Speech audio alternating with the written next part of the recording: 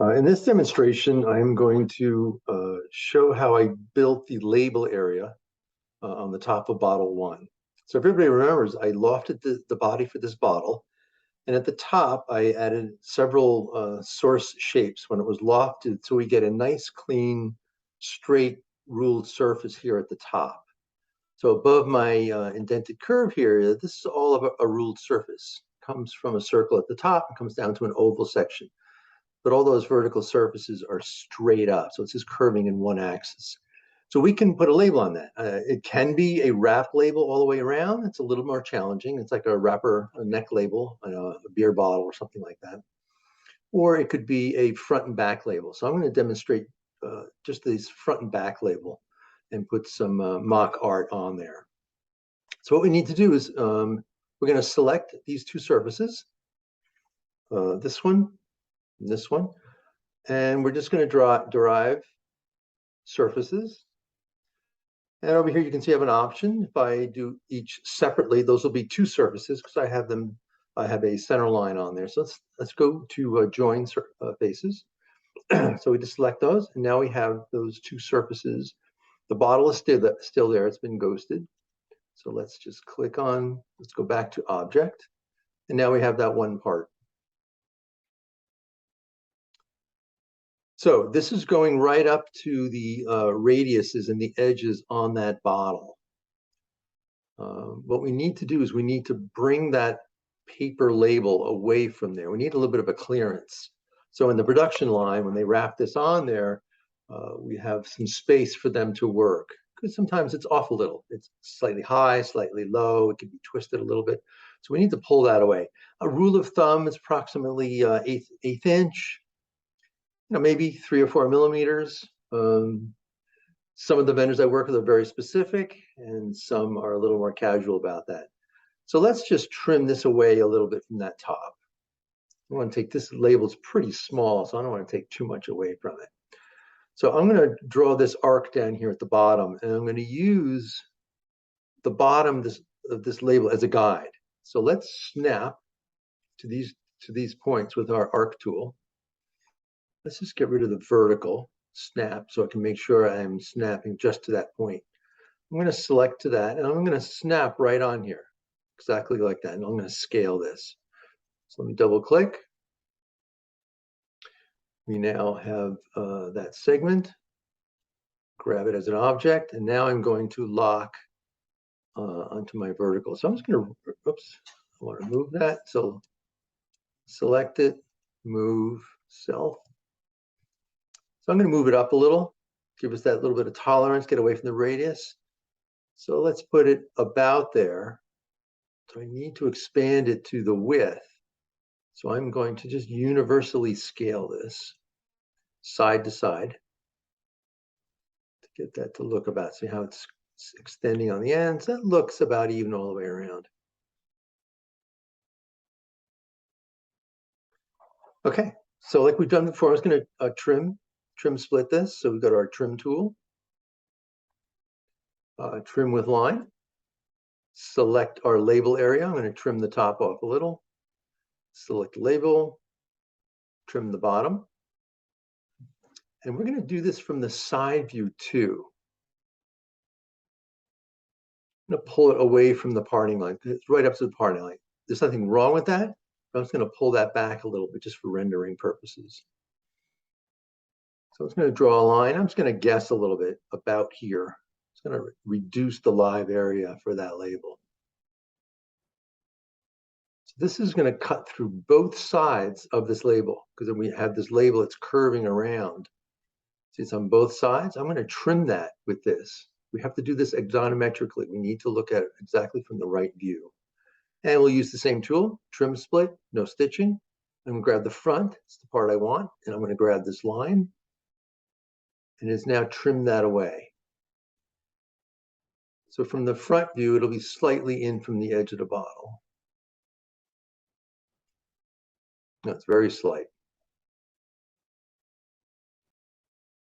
Okay, so that'll be the live area for our art. So I'm just going to unghost the bottle so we can see where we are. Unghost.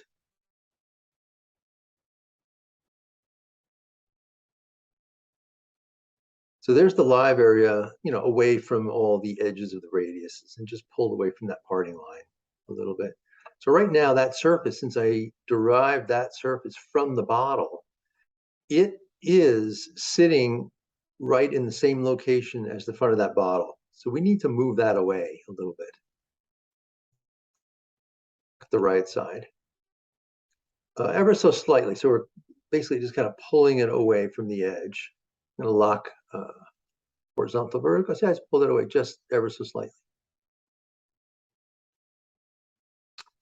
And I just have a color here set up just to separate the, just to change color quickly. We have the paint tool under attributes. And I'm just picking this violet color here. And I'm going to just put a white color on the label. And then while I'm at it, I'm just going to make the closure white so we can see. So there's our label area. So what I'm going to do is I'm going to show you how to map on a piece of art there with a texture map tool. There are two ways to do this. We can use texture map tools and we can use a decal tool. In this demonstration, I'm going to use a texture map, and then I'll do a separate demonstration for the decal tool. So I've set up a piece of art. I'm going to double click it so I have it set it up right. I'm going to show you how I brought it in. So under these cubes, these little boxes are for setting up colors and reflectors and materials and a whole series of different things. Every one of these, you can pick a color. Under here, you can pick a lot of things. We have a whole bunch of variations that we can use, and it's worth experimenting with these. And you can combine these with color. So the very simplest one is at the top, plain color. And at the very bottom of this list, I have one called a color map. So if you select on color map, and then you go to options, you can bring in a piece of art. So it says load here. So these are some random pieces of art I have set up just for these tutorials.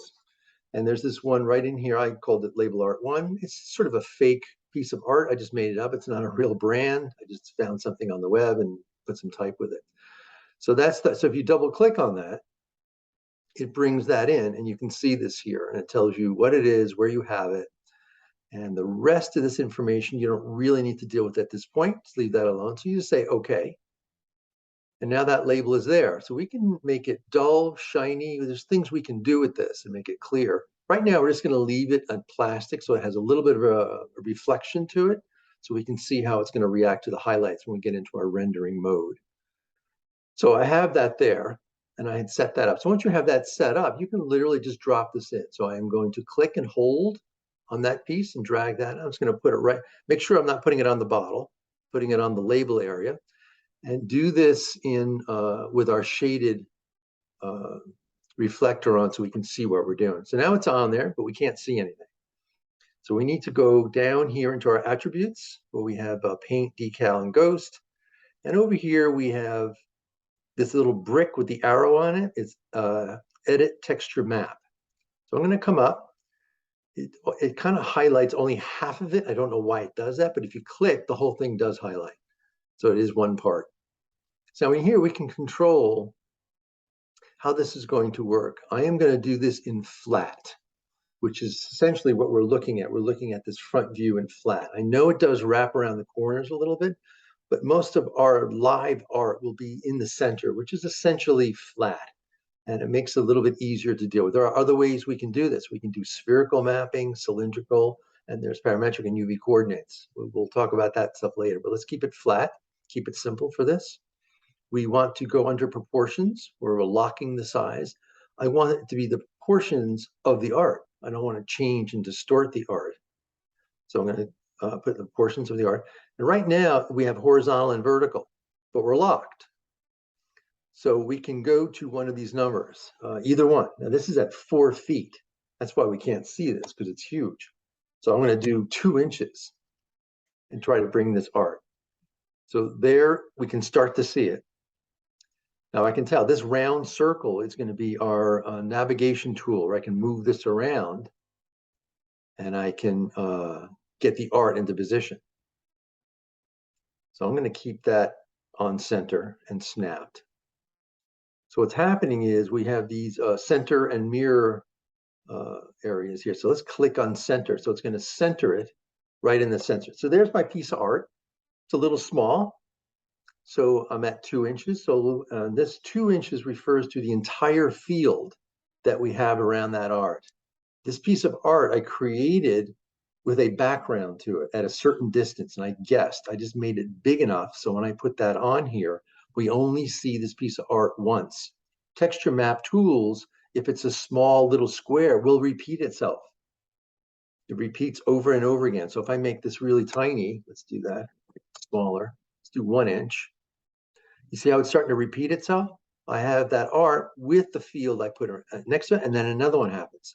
So you can start to do texture mapping and create these repetitive patterns, which is a good thing. But for our purposes here, we want this just to be one piece of art. So I had that at 2. Let's put it at 3. Let's see how this looks. Move this down. Okay, it's starting to fit, so I can move it all around. It's just a little crowded. Aesthetically, it's a little crowded. So let's just go a little bit smaller. Let's do 2.9. Working in inches. And I'm going to grab that red handle I have there and just move that around. So about like that. So it's mapping it on that, and it's starting to wrap it around that particular shape. So we can see that on there. So if I go to our hidden line shader,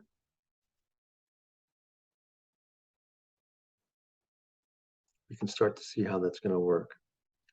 So that is pretty good. So that's mapping on art using a texture map tool on a label area that we have built as a piece of geometry. In the next tutorial, we'll talk about doing a similar type of label configuration, but we're going to do it with a decal tool, so there will be no label shape. I'll cover that in the next demonstration.